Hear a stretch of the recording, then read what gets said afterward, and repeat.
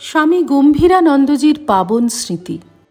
স্বামী রীতানন্দ, পত্রিকার ৩২তম বর্ষ, দ্বিতীয় সংখ্যা।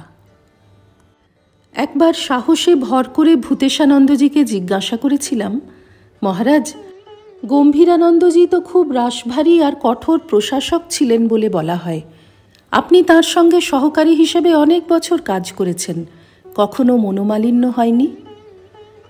ভূতেশানন্দজি খুব শান্তভাবে মুখটি তুলে ধীর স্বরে বললেন, দেখো, গম্ভীর মহারাজ আমার থেকে সামান্য সিনিয়র ছিলেন বটে, কিন্তু আমরা খুব সমানে সমানে মিশতুম, কখনো দাদা ভাইয়ের মতো, আবার কখনো সমবয়স্ক বন্ধুজনের মতো। আমরা সবসময় ঠিক হিসেব করে ব্যবহার করতুম না। উনি জেনারেল সেক্রেটারি, ওর কাজে সাহায্য করতুম, কিন্তু বাইরে খুব হৃদ্যতা ছিল। যেটা আমার সবচেয়ে ভালো লাগতো সেটা হলো স্ট্রিক্ট ডিসিপ্লিন। আর্মিতে জয়েন করেছিলেন কি না? জীবনটা ছিল ঘড়ির কাঁটায় কাঁটায় বাঁধা। রাশভারী কিন্তু পারফেক্ট জেন্টলম্যান। শক্ত কথা বলতে হতো, কিন্তু কখনো কটু কথা বলতেন না। ওর সঙ্গে আমার যে মতদ্বৈধ হয়নি তা নয়, কাজের ব্যাপারে মাঝে মাঝে ভিন্ন মত তো হতো, কিন্তু তা কখনো মনোমালিন্যের পর্যায়ে যায়নি। একদিনের ঘটনা বলি, অফিসের চিঠি আমিও ড্রাফট করতুম, তিনিও করতেন। বেশিরভাগ ক্ষেত্রেই আমাকে একবার তাঁর ড্রাফটটা দেখিয়ে নিতেন।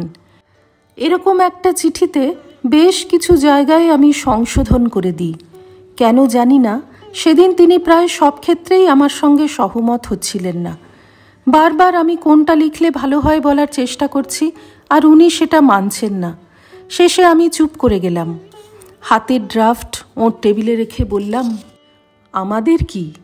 আপনি জেনারেল সেক্রেটারি, চিঠি তো আপনার সইতে যাবে, লোকে আপনাকেই দোষ দেবে, আমাদের তো কিছু বলবে না।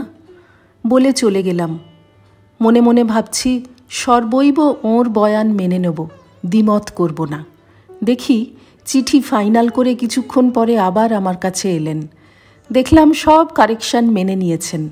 বললেন, বুঝলেন মশাই, চিঠিতে ভুল থাকলে লোকে শুধু আমায় দুষবে না, লোকে বলবে ওর অ্যাসিস্ট্যান্টরা কি করছে। শুনে আমি হেসে ফেললাম। এরকমই ছিল আমাদের সম্পর্ক। হায়দ্রাবাদে নতুন আশ্রম ও মন্দির প্রতিষ্ঠার সময় পাশাপাশি ঘরে ছিলেন গম্ভীরানন্দজি ও ভূতেশানন্দজি। দুজনের জন্য একটাই বাথরুম নির্দিষ্ট ছিল। পাশে অন্য ঘরে সেবকদের থাকার ব্যবস্থা।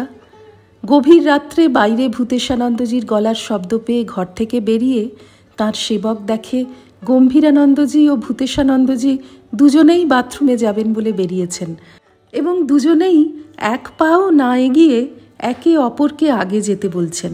শেষে গম্ভীর মহারাজই আগে যান। একের প্রতি অন্যের কি সমীহ। বেলুর মঠে একদিন দুপুরে প্রসাদ পাচ্ছেন ভূতেশানন্দজি। দই পাতে দেওয়ার আগে সেবক চামচে করে একটু তুলে মুখে দিয়ে দেখছে টোকে গিয়েছে কিনা। মহারাজ বলছেন, বুঝলে, গম্ভীর মহারাজ বলতেন, সাউথ ইন্ডিয়ানদের কাছে দই কখনো টকে না, আর বাঙালদের কাছে মাছ কখনো পচে না। শ্রী রামকৃষ্ণার্পণমস্তু।